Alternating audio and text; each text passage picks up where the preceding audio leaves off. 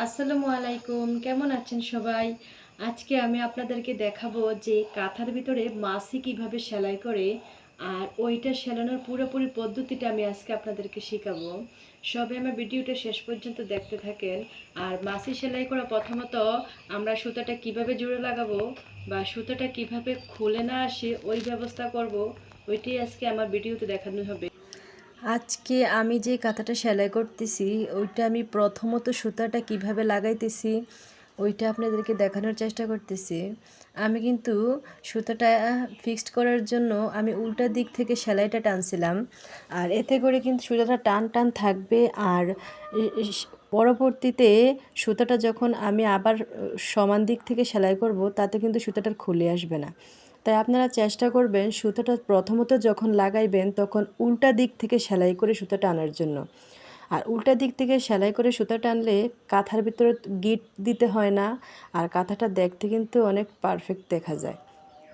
আর আমি এই কাঁথাটা সেলাই করার জন্য 14 গজ কাপড় নিয়েছিলাম। আর এই গজ কাপড় দিয়ে আমি সবসময় কাঁথা সেলাই করি, কেননা এই অন্য কাঁথার যেই কাপড়গুলো আছে বা কাঁথা সেলানোর আরও যে কাপড়গুলো আছে ওগুলো কিন্তু ততটা ভালো পড়ে না। দেখা যায় ধোয়া দেওয়ার পরে নষ্ট হয়ে যায়, আবার রং উঠে যায়। তাই আমি সব সময় কাঁথা বানানোর জন্য গজ কাপড় ব্যবহার করি।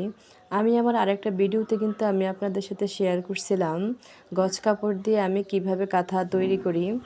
আর এই ভিডিওতে আমি আপনাদেরকে দুইটা জিনিস শেখাবো। একটা হলো যে লাইন সেলাই করার জন্য বা ফুল সেলাই করার জন্য প্রথমত আমরা সুইয়ে সুতা লাগানোর পরে সুতাটা কীভাবে সেলাইটা শুরু করি, আর তারা পরবর্তীতে আমি দেখাবো যে মাছি আমরা কিভাবে সেলাই করি। আর এখন আমি আপনাদেরকে দেখাইলাম যে প্রথমত আমরা কাঁথার ভিতরে সুতাটা কিভাবে আটকাই। আর তারপরে আমার ভিডিওতে আপনারা দেখতে পারবেন যে আমি মাছিটা কিভাবে সেলাই করছি। অবশ্যই আমার ভিডিওটা পুরোটা দেখতে থাকেন। আর আমার ভিডিওটা যদি আপনাদের ভালো লাগে বেশি বেশি করে লাইক কমেন্ট শেয়ার করবেন, আর আমার চ্যানেলটাকে সাবস্ক্রাইব করে অবশ্যই আমার পাশে থাকবেন, যাতে আমি আমার দৈনন্দিন কাজের ভিডিওগুলো আপনাদের সাথে তুলে ধরতে পারি। সবাইকে আমি আবারও একটা সাজেস্ট করব যে সবাই গজ কাপড় ব্যবহার করবেন কাঁথা সেলাই করার জন্য। এতে আপনাদের কাঁথাটা অনেক পারফেক্ট হবে আর অনেক ভালোভাবে সেলাইটা হবে। সবাই আমার ভিডিওটা দেখতে থাকেন।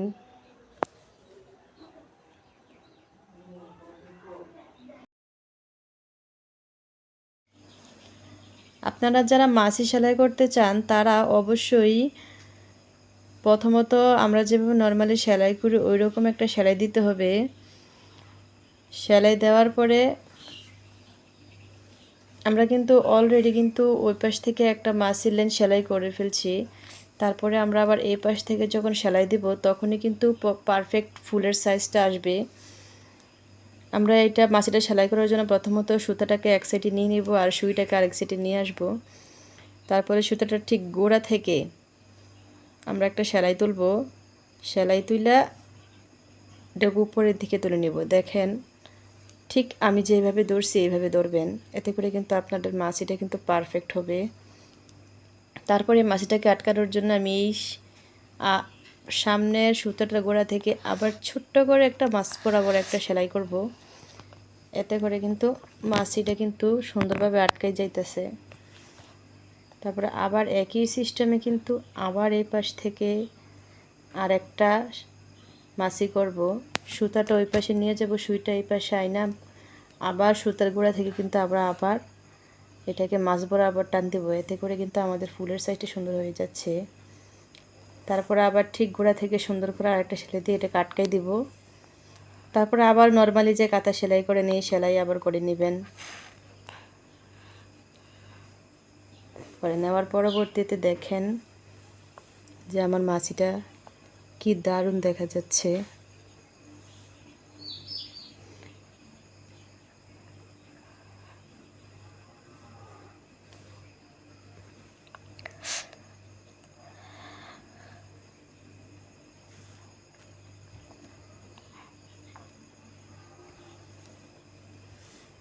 একই সিস্টেমে কিন্তু আমি কিন্তু সবগুলো সেলাই করতেছি। যারা পারবেন না অবশ্যই আমাকে কমেন্টে জানাবেন। আশা করি আপনারা যদি এইভাবে সেলাই করেন কখনো মাছি কিন্তু খুলে আসবে না। লাল খাতাটা ছাড়াও কিন্তু আমার এর আগেও একটা সাদা মাছি সেলাই করা কাঁথা আছে, যেটা আমি লাল সুতা দিয়ে করে সেলাই করছি, অবশ্যই আপনারা দেখতে পাইতেছেন। আর এই কাঁথাটা কিন্তু আমার অনেক সুন্দর একটা কাঁথা। আপনারা যারা এই কাঁথাটাকে পছন্দ করছেন অবশ্যই আমাকে কমেন্ট করবেন। আর আমার এই কাঁথাগুলো আপনাদের কেমন লাগলো ওইটাও কিন্তু আমাকে কমেন্টে জানাবেন। সবাই আমার ভিডিওটা দেখার জন্য আপনাদেরকে অনেক অনেক অনেক শুভেচ্ছা আর ধন্যবাদ জানাচ্ছি। বেশি বেশি করে আমার জন্য দোয়া করবেন, আমি যাতে আপনাদের পাশে সবসময় থাকতে পারি আর আমার নিত্য নতুন ভিডিও নিয়ে আপনাদের সাথে হাজির হতে পারি।